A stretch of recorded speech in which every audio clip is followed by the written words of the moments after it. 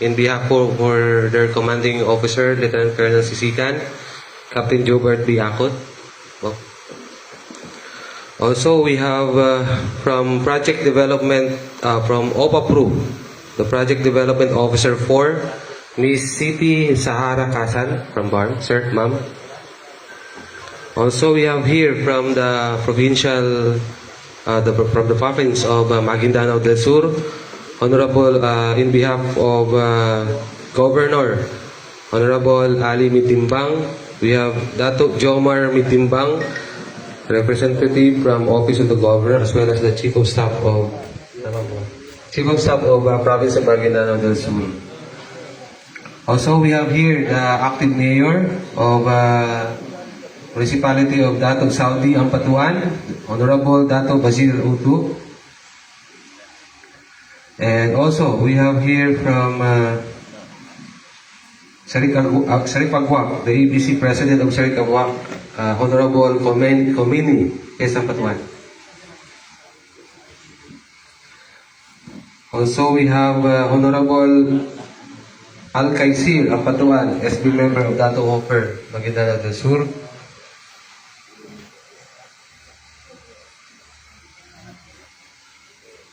Honorable Dato Haris Ampatuan, SB member of Dato Hopper.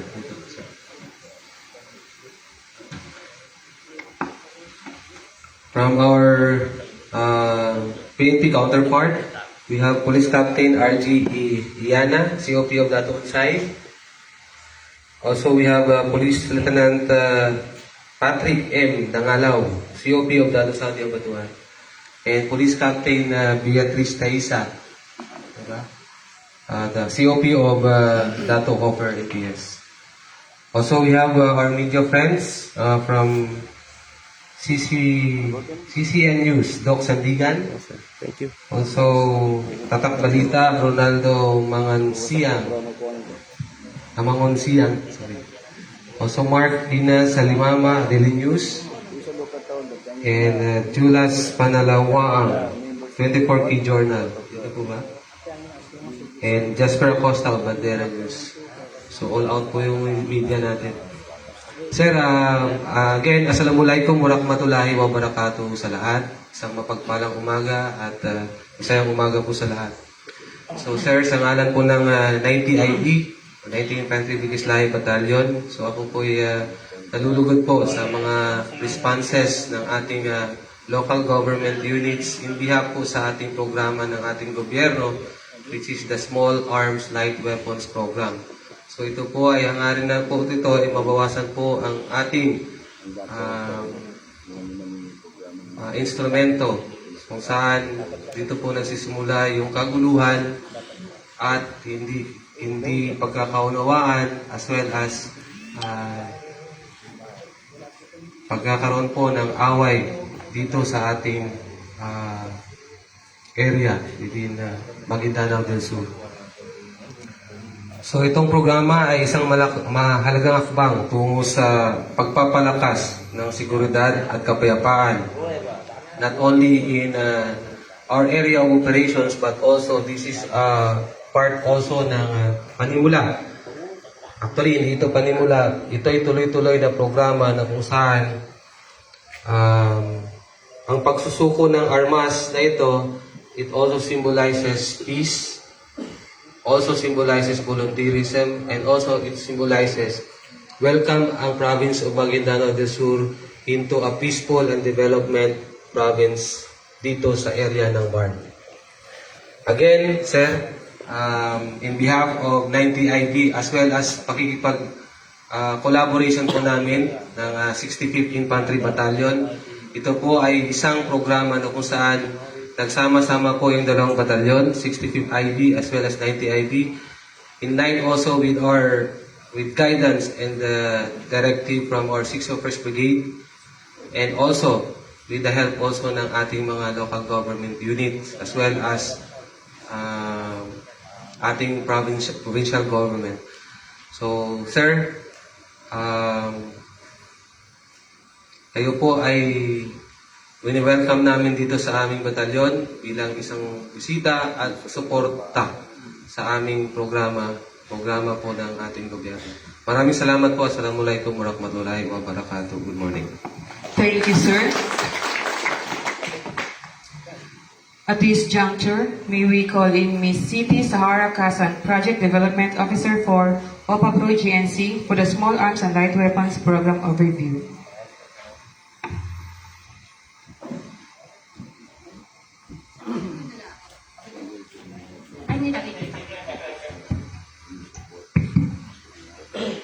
So, Assalamualaikum warahmatullahi wabarakatuh. I am Siti Sahara El Kasan from the Office of the Presidential Advisor on Peace, Reconciliation, and Unity, particularly po under the Joint Normalization Committee Secretariat. So I was assigned for today to present to you the overview of the Small Arms and Light Weapons Management Program. Ano po ba yung nakapaloob under the SALW Management Program? So the SALW Management Program po is in line po ito with the implementation of the Annex on Normalization, particularly under the Comprehensive Comprehensive Agreement on the Bangsamoro po. So, alam naman po natin na sa pagpapatupad po ng normalization, lahat ng mga organizationally owned firearms under the GPH and MILF Peace Agreement are subject for decommissioning. Ulitin ko po, lahat po ng organizationally owned firearms by the MILF are subject for decommissioning. So, paano naman po yung individually owned loose firearms? Dito na po ito papasok under the Small Arms and Light Weapons Management Program. So the JNC, kami po sa Joint Normalization Committee ay ang naatasan para i-develop po yung programa para ma-address po yung proliferation o yung paglaganap ng mga individually owned loose firearms. Yung programa po natin ay inline din po sa Republic Act number 10591 or the Comprehensive Firearms and Ammunition Regulations Act, both from the PNP and also with the support of the Armed Forces of the Philippines. So yung programa po natin started in 2021 po. So in 2021, the OPAPRO engaged with a partnership from the provinces under BARPO to implement the SALW Management Program.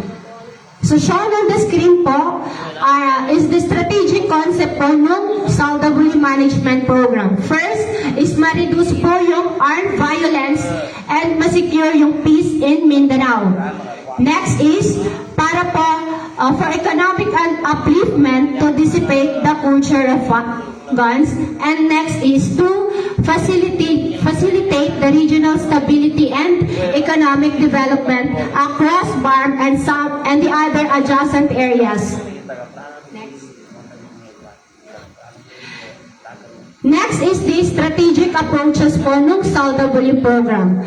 Of course, it shall be an LGU-led and designed with the assistance of the security sector, both from the AFP and PNP. Next, this includes the involvement po ng multi-stakeholder. Of course, this is a community-based and community involvement is paramount. And lastly, dahil magkakaiba po yung ating areas, of course, the program design is area-specific. So shown on the screen po, pakikita po natin sa screen is yung one-pager po kung paano pinapatakbo yung SALW Management Program. So basically, nagsisimula po tayo sa IEC campaigns wherein there shall be a meeting of minds na wala pong movement ng firearms. So this can be done from one barangay to another barangay. So sa ating pledge of commitment sa mga LGU na involved for the SALW Management Program, always po natin hinihikayat na kung may mga loose firearms man po kayo dyan, kung hindi nyo naman po iti-turn over, wag na lang po nating ilabas. But, of course, it shall be subject for military operations po. So, at the end of the day, illegal firearms are illegal. So, subject for military operations. Next is baseline data gathering. So, kagaya ng sinabi ko kanina po, part po ng operational framework po natin ay yung pag-stenciling. So, dahil may normalization po tayo ngayon na tupad sa ating in line with the peace agreement between the GPH and the MILF, hinihikayat po natin yung ating mga kababayan na rather than nakatago lang po yung inyong mga baril dyan, why not isurrender nyo po or i-undergo po ninyo ng stenciling. Next is dissemination of information operational lines. Dito na po papasok kung ikikip nyo po ba or isusurrender nyo yung inyong mga baril. So kung gusto nyo pong ikip, always po namin i-emphasize dito na ipa-temporary registration nyo po. So pwede nyo pong lapitan yung mga kasamahan po natin from the AFP, but of course po sa stenciling, meron po tayong duration of time na always na ini-emphasize dito. Hindi naman po pwede na para always na lang po yan nasa inyo. At the end of the day, illegal firearms pa po yan. Illegal firearms po yan. So, subject for military operations yan. So, wag na po natin hintayin matotokhang pa po ba tayo or ano pa ba yung mga terms sa mga military or AFP person, sa AFP or PNP na operational lines po. So, rather than ipa-stencil na lang po ninyo or i-turn over ninyo. So, next is yung turnover. So, kasabay po ng pagta-turn over ninyo ng inyong mga baril, meron po kayong marireceive na livelihood assistance. So, yung livelihood assistance na po ito, dahil may implementation po tayo ng normalization, either pwede nyo pong kukunin nyo po is either in a form of livelihood assistance or scholarship assistance.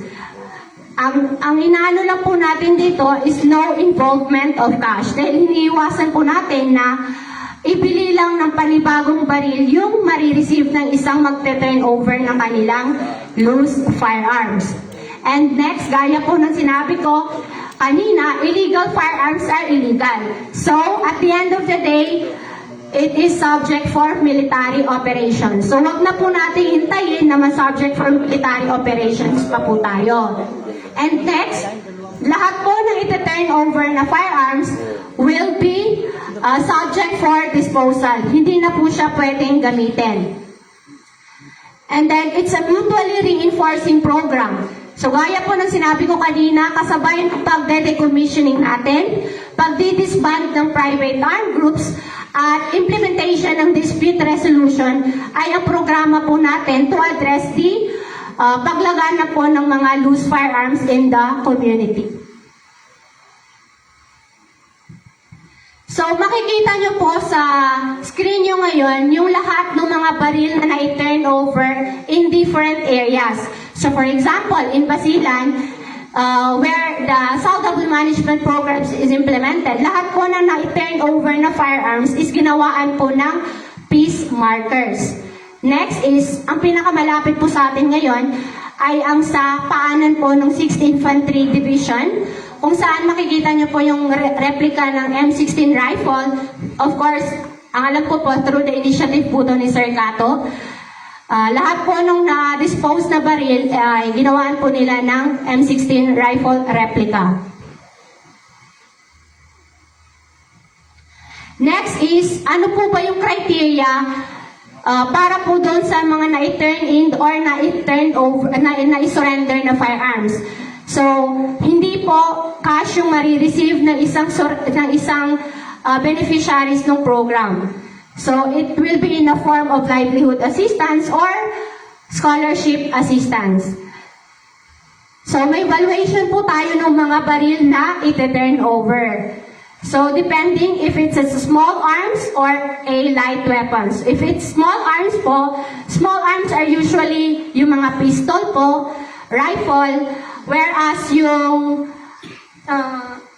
light weapons man naman po are usually cruiser weapons, grenade launcher. So, paano po ba natin yun binibigyan ng katumbas na livelihood assistance? So, for small arms, kapag ka po genuine po yung, or original po yung baril na na-turn over po, makaka-receive po siya from 10,000 to 35,000 worth of livelihood assistance or scholarship assistance po. Depende po kung ano yung i-avail ng isang beneficiaries. Next, if it's homemade or improvised, it will range po from 5,000 to 25,000. For light weapons naman po, if it's original or genuine, 20,000 to 55,000. If it's homemade or improvised, 5,000 to 35,000. Always po natin in-encourage dito na it shall be in a form of livelihood or scholarship assistance. No involvement of cash assistance dahil iniwasan po natin na pwedeng maibili ito ng another na baril po. Next. So, the SALW Management Program started way back in 2021, gaya po ng sinabi ko kanina, wherein si OPAPRO po ay nagbigay ng pondo sa different provinces under the BARM po to implement the SALW Management Program. Under the umbrella naman din po nitong SALW Management Program, kung rinig na po ninyo, is yung ASPIRE project, which is implemented by the United Nations Development Program, which is funded naman po under the Embassy of Japan. Same naman po yung ini-implement nila na SALW Management Program po. So, meron po rin silang ibinibigay ng mga livelihood assistance, farm machineries, scholarship assistance, para po sa mga beneficiaries nila ng SALW Management Program. So, shown on the screen po ang lahat ng mga workshops, meetings na kinandak po ni OPAPRO in line para po makaskate at mapagtibay pa po yung implementation natin ng SALW Management Program between the AFP and the Philippine National Police. So currently po, yung SALW Management Program which began in 2021, meron na po tayong 8,791 firearms enrolled in the program, of which 3,579 po dyan ay na-turn in, and 5,212 po dyan underwent stenciling. So sa ways forward po ng SALW Management Program, of course, hindi naman po all throughout si OPAPRO ang magpupondo. So always po namin ini-emphasize dito yung involvement ng ating LGU, the development partners, to sustain po yung SALW Management Program. Next is we encourage the participation of peace-inclined groups po. And of course, we always strengthen po, pinagpatibay po natin yung information and education campaign regarding the SALW Management Program. And doon na po nagtatapos yung aking presentation. Thank you. Thank you, ma'am. At yan po yung ating maririnig at isa po sa programa ng government. May we request Brigadier General Edgar L. Cato, Philippine Army, Commander, 601st Brigade, Lieutenant Colonel Loki O. Marco, Commanding Officer 90IB, together with Dato Jomar Mitimbang, representative from the Office of the Governor, Maguindanao del Sur, and our guests from OPAPRO for the symbolic turnover of firearms.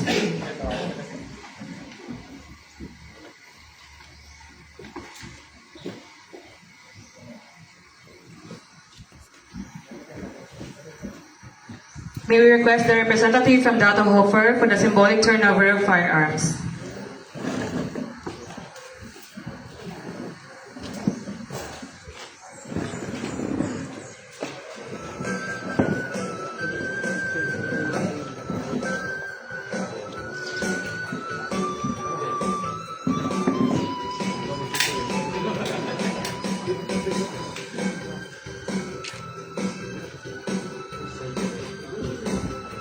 nagmula po sa bayan ng Dato Open at ito po yung ating sangguniang bayan at tinatawan po ng ating municipal mayor. Okay sir, tingnan sa camera sir. Okay, 1, 2, 3. Okay, 1, 2, 3.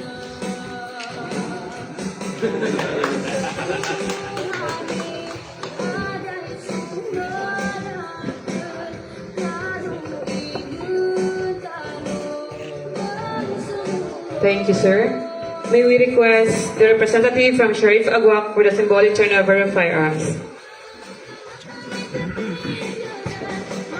At yan na po yung ating ABC at tinatawan po ng ating municipal mayor, Honorable Dato Ahmad Mitra, Vice Mayor Dato Muhammad Dato Opin ang patuwa.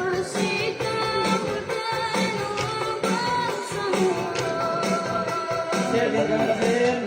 Okay, 1, 2,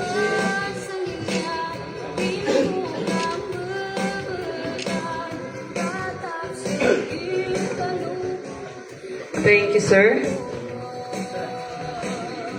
May we request Honorable Basir D. Oto, Ganda ng Mayor baril mo. of Dato Sadiang Patuan, for their symbolic turnover of firearms. Sir,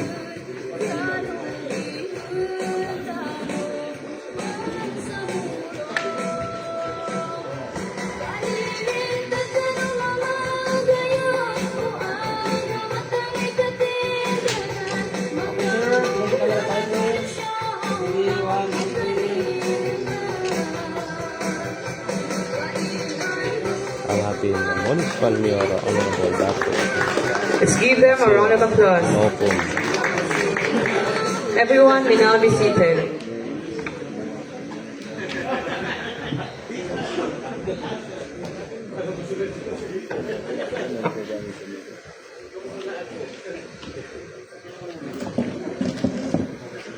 May we call in Honorable Dato Haris Ampatuan, SP member, Dato Hofer Maguindano del Sur, for his message.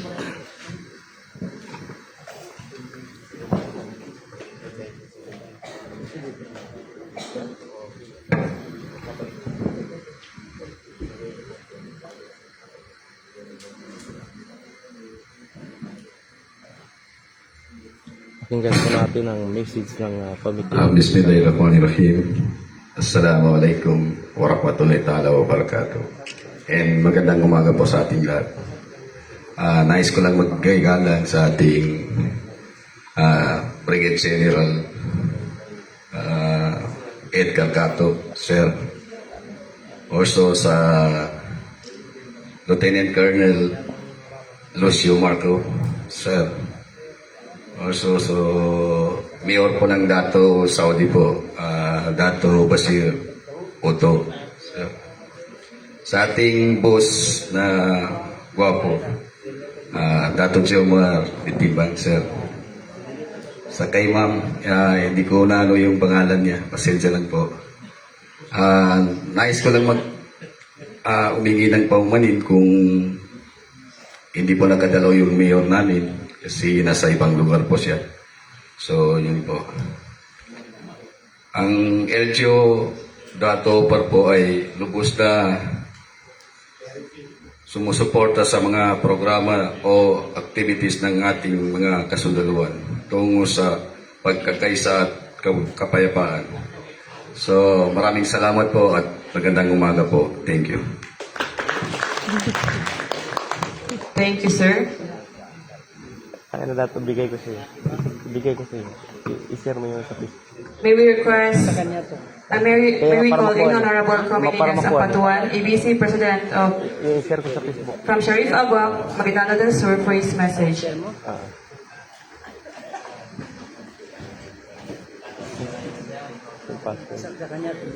Auzubillahi minasyaitonirrajim. Bismillahirrahmanirrahim.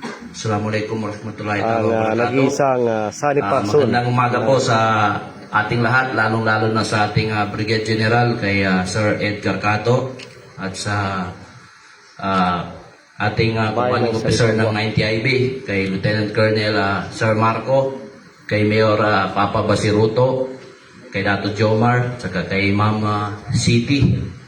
At sa ating lahat, Kami po dito sa Sharipagwak ay lubos na nagpapasalamat dahil naging bahagi kami ng programang ito.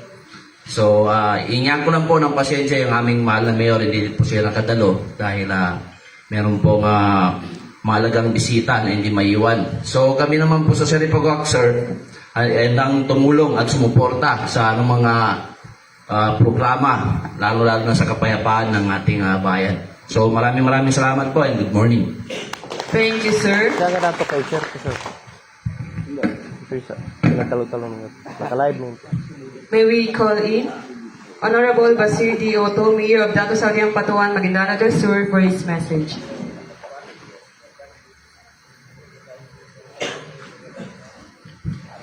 Ang ating Thank you. municipal mayor. Bismillahirrahmanirrahim.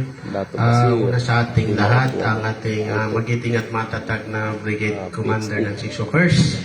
Katuwang natin sa matatag na pamumuno, Brigadier General 8 Cato, sir. Ang ating batalyong commander na talagang gabi't araw nagmumonitor sa kanilang nasasakupan. Kahit kaligitnaan ng gabi, tinatawagan ko yan, response kaagad. Sir Marco, sir. Of course, ang ating OPA Pro nagaling sa national na kung talagang yung message niya kanina, kompleto talaga, 100% ang kanilang programa at suporta sa nagbabalik loob sa pamahalaan at napakaganda yung kanilang mga susunod pang gagawin. Ang ating sa OPA Pro, Miss City Sahara Kasan, Project Development Officer, OPA Pro. Ma'am. Tapos ang aking brother na siya yung Chief of Staff ng aking bapa, ang ating puting governor ng Maguindanao del Sur, Bapa Dato Alimit Timbang, Dato. Sa inyong lahat, sa kasamaan ng mga men in uniform, officer nandito ngayon sa 65th IV. Parang wala yata siya pero meron siyang representative andito. Sa lahat, sa ating PNP, media personnel, sa lahat ng nandito ngayon ay bilang host municipality, kada meron pong nagaganap na ganito ay talagang ko yung nag-host ng municipality at talagang kung di na importante masyado, hindi ako nag-absent, di ba sir, no? Dito ako parati. Maliban lang kung meron lang talagang napupunta na hindi na matanggihan at meron ng una. Na minsan kasi yung mga social obligation natin na nagko-commit na tayo, doon tayo nakakauna. Una, ang LGU Dato Saudi Municipality ay handang tumanggap, lalo na pagmabuti. At pagdating naman sa masama, andyan naman yung kasama na, yung very supported na Armed Forces of the Philippines at ang ating PNP. And eventualities po, ang LGU ng Dato Saudi ay laging handa sa kalamidad or lalong-lalo na pagdating sa development ng ating bayan. Hanggang dito na lamang. Assalamualaikum warahmatullahi ta'ala wabarakatuh. Thank you, sir. May we call in Captain Joel H. Lianto Jr., Infantry Philippine Army, representative of Lieutenant Colonel Ray Anthony A. Sisikan, 65th IB, for his message.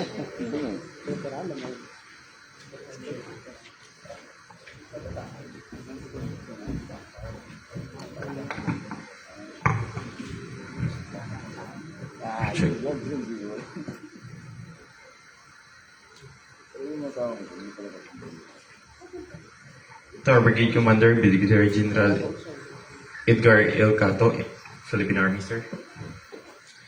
To the Battalion Commander of 90 IV, Lieutenant Colonel Marco, sir. To Dato Jumar Timbang, the representative from the Office of the Governor of Maguindanao del Sur.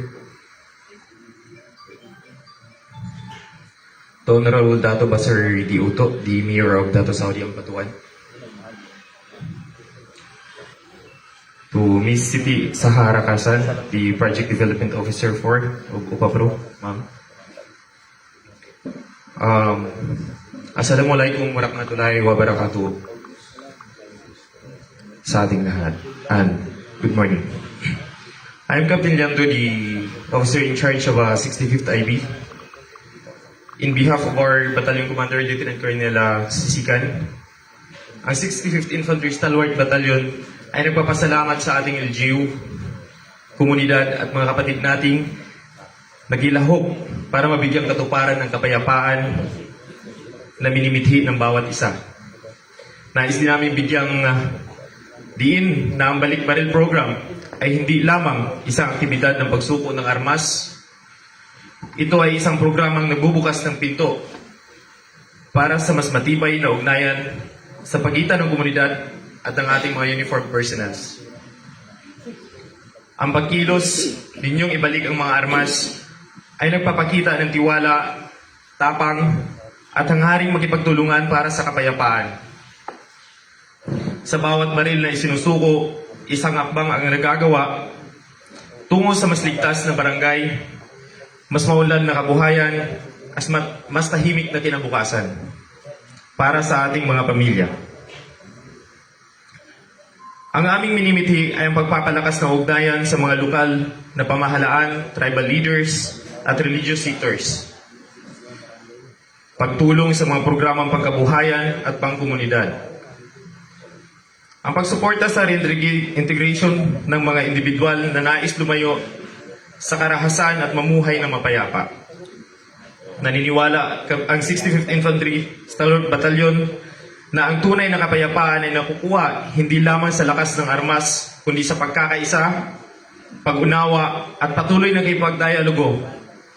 Kaya naman ang inyong presensya at partisipasyon ngayon ay isang napakahalagang patunay na kayang makamit ng Maguindanao del Sur ang kapayapaan sa pamamagitan ng pagtutulungan.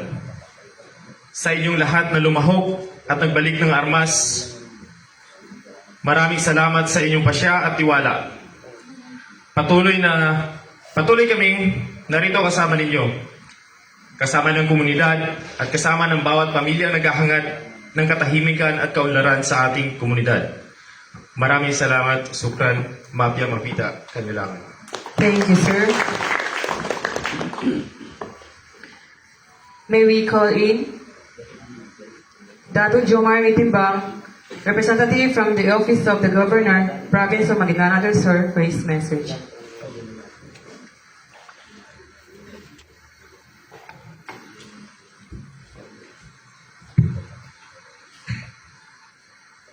A'udhu billahi minash shaitanir rajim. Bismillahirrahmanirrahim. First of all, my courtesy and respect to our Brigade Commander, Brigade General Edgar Catu, to our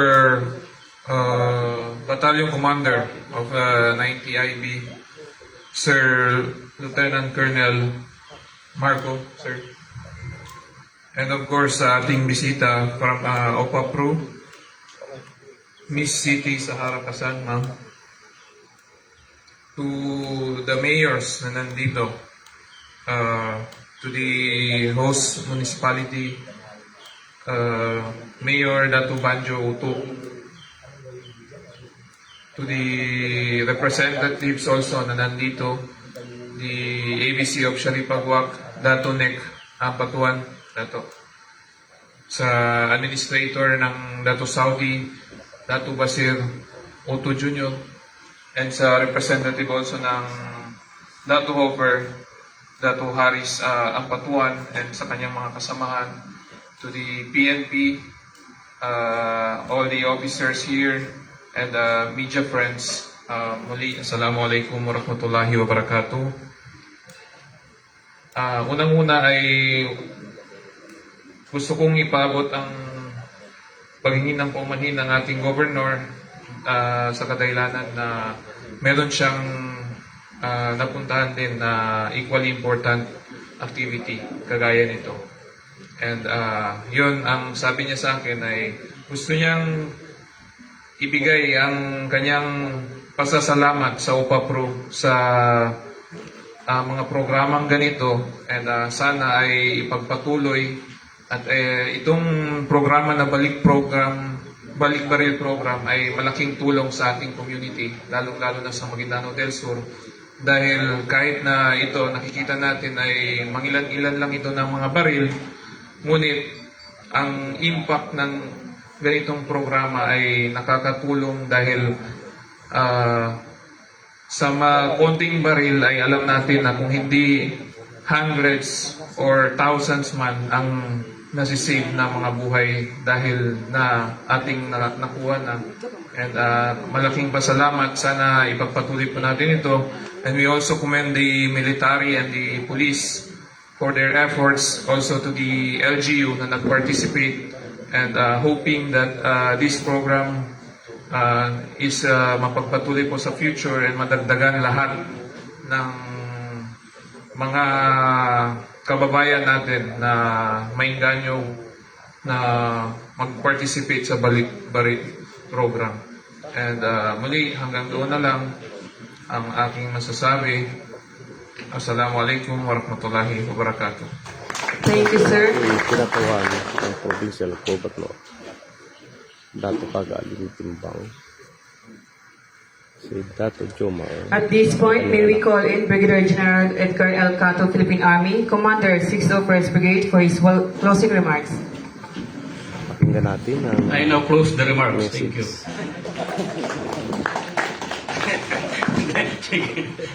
Ngayon naman, pinapatawa ko lang para masigurado ko lang na may nakikinig pa. But kidding aside, I would like to greet everyone a very, anong tawag dito sa weather ngayon? Bad weather. Hindi bad weather, no? Bad weather daw. Anyway, of course, gusto ko magpasalamat sa mga nasa harap, the representative of the OPAP group, si Ma'am City, si Dato Jomar, si Mayor Otto, of course, yung 90IB and 65IB, and everyone who are here, including the media, thank you for your effort and thank you for sustaining us. I have only 5 points to tell, no? One is, makita niya may mga loose firearms. For every loose firearm na may turn over, that means one less possible violence sa society. No? Sir, politik yan. Politik nga, pero pag binaril ka, masakit din. No? So, every single firearm na nai-surrender sa atin, nati-turn over, nati-turn in, nababawasan yung possibility na magkaroon ng violent conflict, armed conflict at that sa ating community. Second is, of course, I would like to take all the efforts, not only yung government agencies but also the LGUs and everyone who have effort sa pag-surrender ng mga firearms na to. Third is, we will continue until we achieve our goal. It may seem impossible magkaroon ng gunless society, but it doesn't mean it is not achievable. So I know we can achieve it, and this act that we have here now means that we are one step closer to that goal. And sabi ko nga, hanggat may naghahawak ng baril na illegal, sabi nga kanina ni Ma'am City, may possibility na magkaroon ng violent incident. So, ang objective natin is makuha yung pinakahuling baril na hawak, may hawak na illegal. And of course, the last one is what I always say, it may be the last, but it's not the last thing that we should do. That is, we have to seek the divine intervention. Kasi kung tayo-tayo lang, we have proven it so many times, mahihirapan tayo. In fact, hindi natin ma-achieve yung goal. But if we're going to seek divine intervention and the divine presence, then we will be able to achieve our goal. Good morning. Thank you, sir. We request our guests, local chief executives and stakeholders and PAP for the photo ops.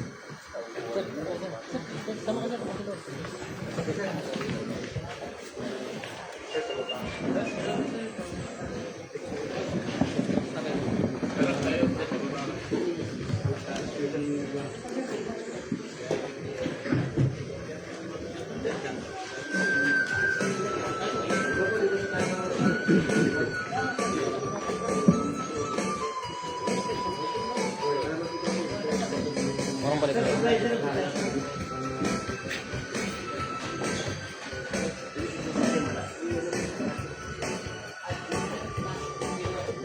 ka magkano? Konti pa, konti. Konti pa. Bakit ka sa ngayon? Kaya makayong cellphone ni ma'am.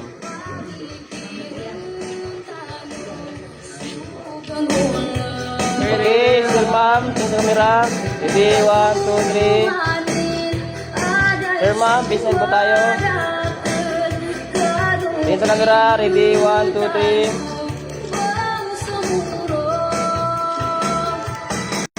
Prepare your lunch for this afternoon, sir. Morning pa lang.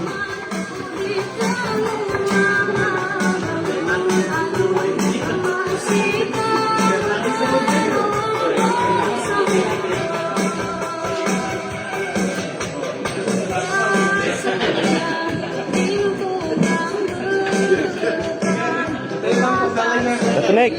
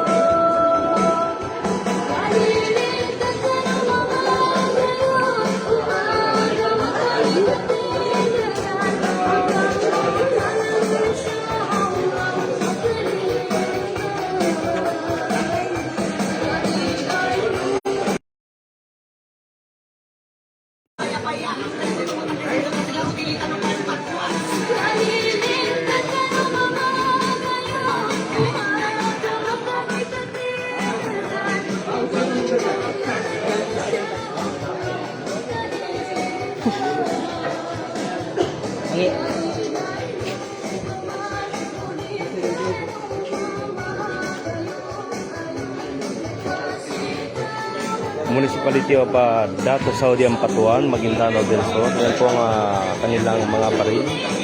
At dito naman ay Dato Unsay Municipality, Saripagwa, saka Dato Per Kabayan ng Ampatuan, Dato Pinasanki, ang ating Sipapulis. Maraming salamat po sa patuloy na pagtabay at nanonood po dito sa atin actual nakukuha na live dito po sa atin turnover ng ating mga baril.